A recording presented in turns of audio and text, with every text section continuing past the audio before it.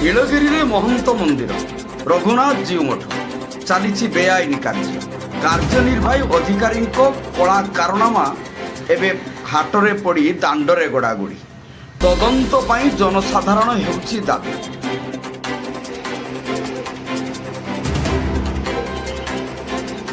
ଆଉ ପରିଚୟଟା ଟିକେ ମୁଁ ବିରୋଧ କୁମାର ଦାସ ଆଡଭୋକେଟ୍ ନୀଳଗିରି। ଗୋଟେ ଅଭିଯୋଗ ଆସୁଛି ମଠ ମନ୍ଦିରର ଯେଉଁ ଆପଣ ମିଟିଂ ଗୋଟେ ହେଇଥିଲା ତାପରେ କ'ଣ ହେଇଛି ଗୋଟେ କହିବେ? ଏଥିରେ ଦେବୋତ୍ତର ବିଭାଗ ଭୁବନେଶ୍ୱର ଦ୍ୱାରା ଆମ ଗୋଟେ ଟ୍ରଷ୍ଟ ବୋର୍ଡ଼ ହେଇଛି ଯେଉଁଟାକି ନୀଳଗିରିରେ ରଘୁନାଥ ଜୀଉ ମଠ, ସେଥିରେ ମୁଁ ଆଡଭୋକେଟ୍ ହିସାବରେ ସଦସ୍ୟ ଅଛି।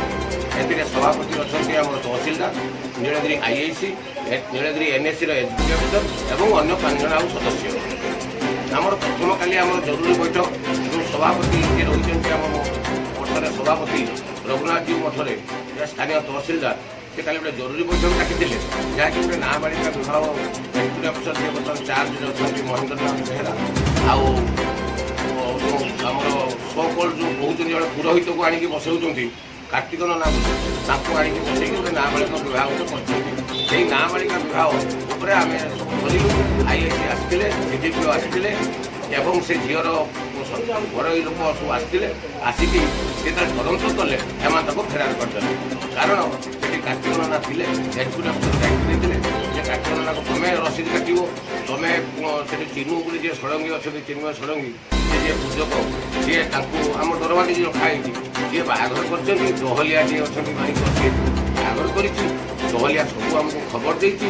ତାପରେ ବି ସେ ନାବାଳିକା ବିବାହ କେମିତି କଲେ ସେ ଉପରେ ଆମର ସେଠି ତର୍ଜମା ହେଲା ପରେ ସଭାପତି କହିଲେ ଯେ କୌଣସି ରସିଦ କଟାଯାଇ ନାହିଁ, କିନ୍ତୁ ଏଟାକୁ ଆଉ ଆମେ ପ୍ରମାଣ କେମିତି ପାଇବା? ପ୍ରମାଣ ଯେଉଁ ପ୍ରସାଦ ଯେଉଁ ତାଙ୍କର 50 ଜଣ ସଦସ୍ୟ ଆସିଥିଲେ, ସେ 50 ଜଣ ସଦସ୍ୟ ମଧ୍ୟ ପ୍ରସାଦ ଖାଇଛନ୍ତି। ଯିଏ ପ୍ରସାଦ ସେଠି ଆମର ବିକ୍ରି କରୁଛନ୍ତି ସିଏ ମଧ୍ୟ କହିଲେ ଯେ ହଁ ବରକନ୍ୟା ଆସିଲେ ବରଣମାଳା ପକେଇକି ପଳେଇଲେ। ଆମର ବରଣମାଳା ପକେଇବା ପାଇଁ ମଧ୍ୟ 1100 ଟଙ୍କା ନେବାର ନିୟମ ଅଛି। ସେ 1100 ଟଙ୍କା ମଧ୍ୟ ଆମେ ପାଇଲୁନି, ଯେଉଁଟାକି ମନ୍ଦିରର କ୍ଷତି ହେଲା। ତାପରେ ତର୍ଜମା କଲେ, ସଭାପତି ଆଉ କିଛି କହିଲେନି।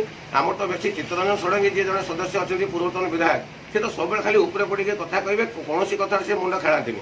କୌଣସି ମନ୍ଦିର ପାଇଁ ତାଙ୍କର ଡେଭଲପମେଣ୍ଟର 1% ମଧ୍ୟ ତାଙ୍କର କିଛି ଉନ୍ନତି ପାଇଁ କିଛି ଚିନ୍ତାଧାରା ନାହିଁ। କିନ୍ତୁ ତାପରେ ବି ସେ ସବୁବେଳେ ଉପରେ ଚଢ଼ିକି କହିବେ ମୋତେ କମିଶନର ରଖିଛନ୍ତି ସଦସ୍ୟ କରିକି। ମୁଁ ପୂର୍ବତନ ବିଧାୟକ, ମୋତେ କେବଳ ମୋତେ ଡାକିକି ସେ ମେମ୍ବର କରାନ୍ତି। 27 ବର୍ଷ 30 ବର୍ଷ ଧରିକି ସେ ମେମ୍ବର ଥିଲେ। ମନ୍ଦିରର ଜମିବାଡ଼ି ସବୁ ଲୋକଙ୍କ ନାଁରେ ସବୁ ହେଇଗଲା, ବନ୍ଦୋବସ୍ତକୁ କେହି ଗଲେନି। ସେ ତତ୍କାଳୀନ ଯେଉଁ ଥିଲେ ଏକ୍ଜିକ୍ୟୁଟିଭ୍ ଅଫିସର ଭରତଚନ୍ଦ୍ର ମହାପାତ୍ର, ସେ ସବୁ ଜମି ସବୁ ଲୋକମାନଙ୍କ ହାତକୁ ଟେକିଦେଲେ। ଆମେ ବର୍ତ୍ତମାନ ତାକୁ ସବୁ ଜମି ଉଦ୍ଧାର କରୁଛୁ। ବର୍ତ୍ତମାନ ସେ ମହେନ୍ଦ୍ର ବେହେରା ଗୋଟେ ପଇସାର ହେରଫେର ଉପରେ ଗୋଟେ ଅଭିଯୋଗ ଆସିଛି। ସେଟା ବି ଉଠୁଛି। ଯେତେବେଳେ ଆମର additional assistant commissioner Cuttack honourable ଆମର ସଞ୍ଜୟ ମିଶ୍ର କ'ଣ ଥିଲେ, ସଞ୍ଜୟ ସାର୍, ସିଏ ସଞ୍ଜୟ ଆଚାର୍ଯ୍ୟ, ସିଏ ସାର୍ ଥିଲେ, ସେ ଆସିଥିଲେ ଇନକ୍ୱାରି ଆସିଲା ପରେ ତାଙ୍କ ନାଁରେ 50,000 ଟଙ୍କା ବାହାରିଲା ଏବଂ ସେ ତଳେ ମଧ୍ୟ ଦସ୍ତଖତ କରିକି ଯାଇଛନ୍ତି ସେଇଦିନର ଅପଡେଟ୍ କ୍ୟାସ୍ ବୁକ୍ ଚେକ୍ କରିକି। ସେଟାକୁ ସେ ମାନୁନାହାନ୍ତି। ତାପରେ ବି ବର୍ତ୍ତମାନ ସିଏ ତାଙ୍କ ନାଁରେ ଆକାଉଣ୍ଟ ଦୁଇଟି ବ୍ୟାଙ୍କର, ଷ୍ଟେଟ୍ ବ୍ୟାଙ୍କରେ ଆଉ ୟୁକୋ ବ୍ୟାଙ୍କରେ, ସିଏ ଟଙ୍କା ଡିପୋଜିଟ୍ ତାଙ୍କ ନାଁରେ କରାଏ, ସିଏ ନେଇକି କରନ୍ତି, ଟଙ୍କା ମଧ୍ୟ ସିଏ ଉଠାନ୍ତି। ବର୍ତ୍ତମାନ ସୁଦ୍ଧା ବି ସେ ଯେଉଁ ରହିଲେଣି 4 ବର୍ଷର ହିସାବ ବର୍ତ୍ତମାନ ସେ ତାଙ୍କ ପାଖରେ କିଛି ନାହିଁ। ସେ କେତେ ଟଙ୍କା ଉଠାଉଛନ୍ତି, କେତେ ଟଙ୍କା ଯାଉଛି, କାହାକୁ ଦିଆହେଉଛି, ତାର କିଛି କ୍ୟାସ୍ ବୁକ୍ ନାହିଁ କି କିଛି ଖର୍ଚ୍ଚ ନାହିଁ। ଆମେ ଆହୁରି ବସିକି ଏଇ ବାହାଘର ପଇସାରେ ଆମେ ଗୋଟେ ନୂଆ ଖାତା କରିକି କ୍ୟାସ୍ ବୁକ୍ ଆମେ ମେଣ୍ଟେନ୍ କରିଛୁ। କେତେ ବାହାଘରରେ ଡେଲି ଆଦାୟ ହେଉଛି, କେତେ ଖର୍ଚ୍ଚ ହେଉଛି, କେତେ ବ୍ରାହ୍ମଣ ବାରିକଙ୍କୁ ଦିଆହେଉଛି, ଆମେ ସବୁଟା ଲେଖିକି ରଖିଛୁ। କ'ଣ ଚାହୁଁଛନ୍ତି ଆପଣ? ଗୋଟେ ଦେବୋତ୍ତର ବିଭାଗ ଦ୍ୱାରା ଗୋଟେ ଉଚ୍ଚସ୍ତରୀୟ ତଦନ୍ତ ହେଉ ଏବଂ ସେଟା ହେଉଛି ଏନ୍ଭାୟରମେଣ୍ଟ କାର୍ଯ୍ୟାଳୟ ତରଫରୁ ଗୋଟେ ତଦନ୍ତ ହେଉ ଏବଂ ଏଭଳି ଦୁର୍ନୀତିଖୋର ଏବଂ ଏଇ ଯେଉଁ ହଡ଼ପକାରୀମାନଙ୍କୁ ବିରୁଦ୍ଧରେ ଆକ୍ସନ୍ ନିଆଯାଉ। ଧନ୍ୟବାଦ। 1800 ମସିହାରେ ନିର୍ମିତ ରଘୁନାଥ ଜୀଉ ମନ୍ଦିର ମହନ୍ତ ମନ୍ଦିର ନାମରେ ପରିଚିତ ନୀଳଗିରିରେ ରାଜାଙ୍କ ରାଜତ୍ୱ ପରେ ଏହା ଧୀରେ ଧୀରେ ଅବକ୍ଷ ହୋଇ 2022 ମସିହା ବେଳକୁ ଅର୍ଦ୍ଧଭଗ୍ନ ହୋଇ ପଡ଼ିଥିଲା। ଦେବୋତ୍ତର ବିଭାଗର ସୁପାରିଶ କ୍ରମେ 3-4 ଜଣ ସ୍ଥାନୀୟ ଉଦ୍ୟୋକ୍ତାଙ୍କ ସଦସ୍ୟମାନଙ୍କୁ ପୁନରୁଦ୍ଧାର ନିମନ୍ତେ ଚୟନ କରିଥିଲେ। ଫଳରେ ଏହି ମଠର ଭଗ୍ନାବସ୍ଥା ସୁଧୁରିଥିଲା ଓ ଆୟ ମଧ୍ୟ ବଢ଼ିବାକୁ ଲାଗିଥିଲା। ଏହାର ଉନ୍ନତି ଏବଂ ଆୟକୁ ଦେଖି କିଛି ସଦସ୍ୟଙ୍କ ମନରେ ଲୋଲୁପ ଦୃଷ୍ଟି ପଡ଼ିଥିଲା କିପରି ହଡ଼ପ କରିବେ ଏହି ଆୟକୁ। ଏହି ମଠର ଆୟ ବ୍ୟୟର ବ୍ୟାଙ୍କ ସମ୍ବନ୍ଧିତ ହିସାବ ରକ୍ଷକ ଭାବେ ମହେନ୍ଦ୍ର ବେହେରାକୁ ସେତେବେଳେ ସାମୟିକ ଭାବେ ମନୋନୀତ କରାଯାଇଥିଲା। 2022 ଏପ୍ରିଲ ମାସଠାରୁ ଜୁନ୍ ମାସ ପର୍ଯ୍ୟନ୍ତ ବେହେରାଙ୍କ ନାମରେ 50,000 ଟଙ୍କା ଜମା ସମ୍ପର୍କରେ ତତ୍କାଳୀନ ଦେବୋତ୍ତର ବିଭାଗର ସହକାରୀ ଆୟୁକ୍ତଠାରେ ସ୍ୱୀକାର ମଧ୍ୟ କରିଥିଲେ।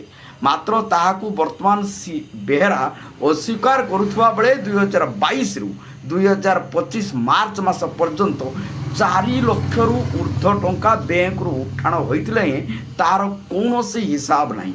ଆଉ ହିସାବ ମାଗିଲା ବେଳକୁ ବେହେରା ବାବୁ ଦେଉନାହାନ୍ତି ଧରାଛୁଆଁ। ସେହିଭଳି ସେହି ବେହେରାଙ୍କ ସମୟରେ ଏକ ନାବାଳିକାର ମଧ୍ୟ ବିବାହ କାର୍ଯ୍ୟ ଏଠାରେ ହୋଇଛି, କିନ୍ତୁ ତାଙ୍କୁ ବେହେରାକୁ ବର୍ତ୍ତମାନ ପଚାରିଲେ ସିଏ ମଧ୍ୟ ଆକୁ ଅସ୍ୱୀକାର କରୁଛନ୍ତି। ମାତ୍ର ଏଠାରେ ଯେଉଁ ଆତ୍ମଘୋଷିତ ପୁରୋହିତ ଅଛନ୍ତି, ଯାହାଙ୍କୁ ସମସ୍ତେ କାର୍ତ୍ତିକ ନନା ବୋଲି ଜାଣନ୍ତି, ଆଉ ପୂଜକ ଚିନୁ ନନା ଓ ବାରିକ ବାଙ୍କା ଏ କାର୍ଯ୍ୟ ସମ୍ପନ୍ନ କରିଥିବା କଥା ଏବେ ମଧ୍ୟ ପଦାରେ ପଡ଼ି ହାଟରେ ଗଡ଼ୁଛି। ଏ ବିବାହ କାର୍ଯ୍ୟରେ କିଏ କେତେ ମୁନାଫା ନେଇଛନ୍ତି ତାହା ଏବେ ସମସ୍ତଙ୍କ ମୁହଁରେ ଚର୍ଚ୍ଚା। ଉକ୍ତ 4 ଜଣ ଅଭିଯୁକ୍ତଙ୍କୁ ମନ୍ଦିର କାର୍ଯ୍ୟରୁ ବାହାର କରିବା ନିମନ୍ତେ ସର୍ବସାଧାରଣରେ ଦାବି ଓ ପୁନର୍ନୂତନ ପୂଜକ ଟହଲିଆ କାର୍ଯ୍ୟନିର୍ବାହୀ ଅଧିକାରୀଙ୍କୁ ନିୟୋଜିତ କରାଯାଉ ବୋଲି ସର୍ବସମ୍ମତିକ୍ରମେ ପ୍ରକାଶ ପାଉଛି। ନୀଳଗିରିରୁ ମନୋଜ ମହାନ୍ତିଙ୍କ ରିପୋର୍ଟ, ଜନତା ଏକ୍ସପ୍ରେସ।